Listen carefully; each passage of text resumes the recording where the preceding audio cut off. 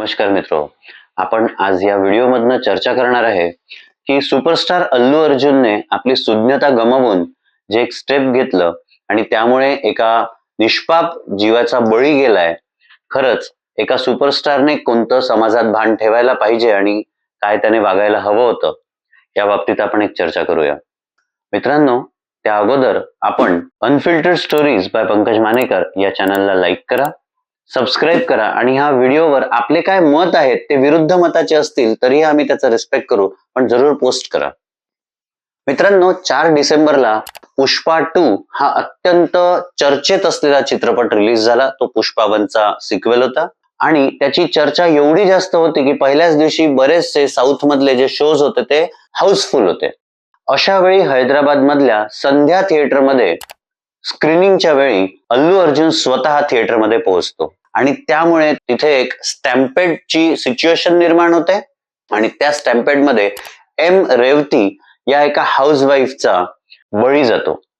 खरं तर हा बळी गेलेला आहे की अल्लू अर्जुनने अचानक कोणालाही न सांगता किंवा एक विचित्र निर्णय घेतला की एवढ्या गर्दीच्या वेळी स्वतः जाऊन तिथे तो पोहोचला आणि पोलिसांची तिथे बंदोबस्त नव्हती, कोणालाही त्याने इन्फॉर्म केलेलं नव्हतं. अचानक थिएटरमध्ये एक सुपरस्टार अवतरल्यावर काय सिच्युएशन होईल याने अल्लू अर्जुनने त्याचा विचार न करता तो थिएटरमध्ये पोहोचला आणि या सगळ्या ह्याच्यात एम रेवतीचा बळी गेलाय की त्याच्या चुकीमुळे तिचा, आपण एका पद्धतीने म्हणू शकतो की व्यवस्थेने तिचा निर्घृण खून केलाय.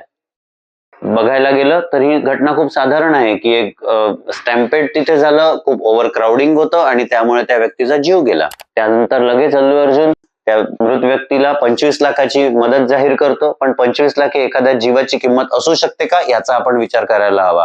तिची मुलं बाळ, तिचं हस्बंड, तिचे आई वडील, त्यांचे सासू सासरे या सगळ्यांच्या जीवनातली अचानक एक कडी विस्कळून पडते आणि या सगळ्याची किंमत अल्लू अर्जुन 25 लाखात लावतो. त्यानंतर अचानक 13 डिसेंबरला अल्लू अर्जुनला अटक होते आणि लगेच त्याला बेल मिळते आणि बेल मिळण्याचं एक वेगळं कारण आपल्या समोर येतं की एम रेवतीचे जे हस्बंड होते भास्कर यांनी ही केसच विड्रॉल केली की आम्ही हे मानतच नाही की अल्लू अर्जुनमुळे एम रेवतीचा बळी गेलाय.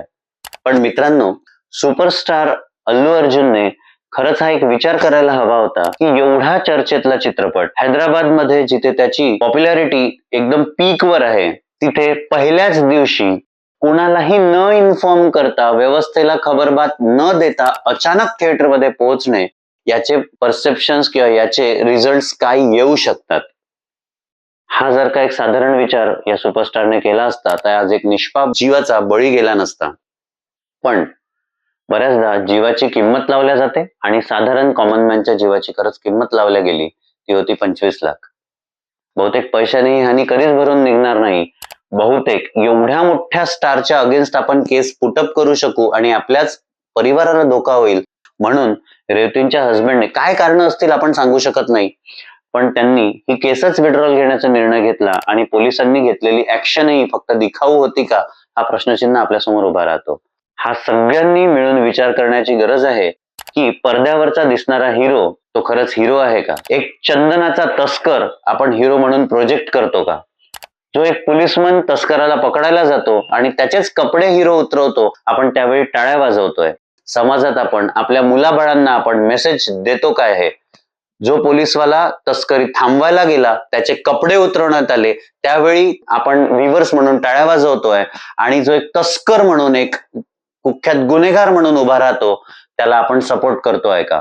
समाजातनं ही विचार मानसिकता आपण सगळ्यांनी पुन्हा एक वेळा आपल्या स्वतःच्या पटलासमोर आणायला पाहिजे आणि आपल्या पुढल्या जनरेशनसाठी आपण काय मेसेज देतोय याचा एक प्रगल्भ विचार करायला पाहिजे. मित्रांनो, धन्यवाद.